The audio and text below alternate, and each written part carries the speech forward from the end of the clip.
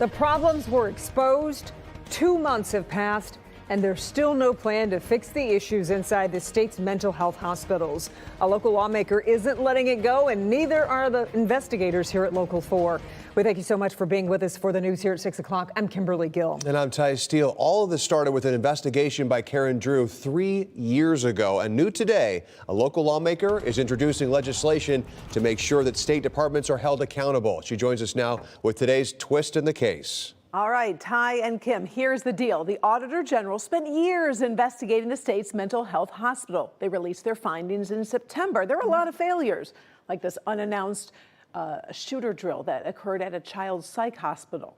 So typically, when something like that happens, a compliance plan is then released. Well, it's been 70 days. No plan has been released to fix the issues. And that has families upset and worried, and a lawmaker saying the system needs to change.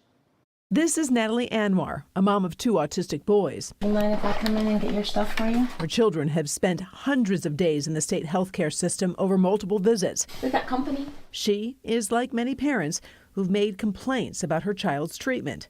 Natalie says it was useless to stand up against the state. Her advice? Document like their life depends on it, because it does.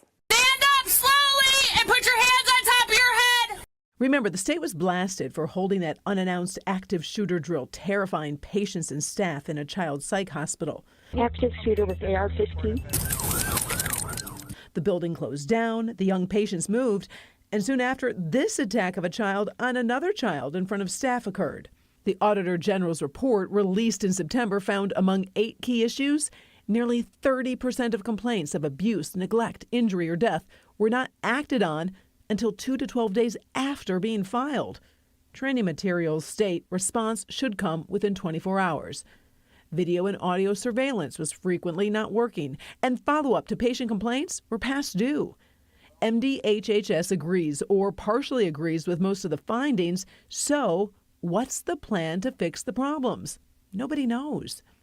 Current law states that the department, in this case, the Department of Health and Human Services, DHHS, has to respond and have a compliance plan to correct the failures that are in the Auditor General report. They have to respond within 30 days.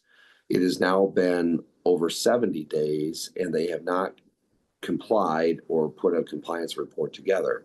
So now Senator Michael Weber is introducing legislation to hold state departments accountable. It won't add fines. I just think the process of having to notify the legislature, notify the governor, notify the Auditor General, so essentially notifying the public of not complying at that point will force further oversight from the legislature. All right, so currently there is no concrete mechanism in the state law to hold the department accountable, and that is where Senator Weber is trying to change. Again, he wants a compliance plan that is submitted 60 days after an audit determines the department's failing to do its job. So you do something wrong, you're quote caught. Yeah.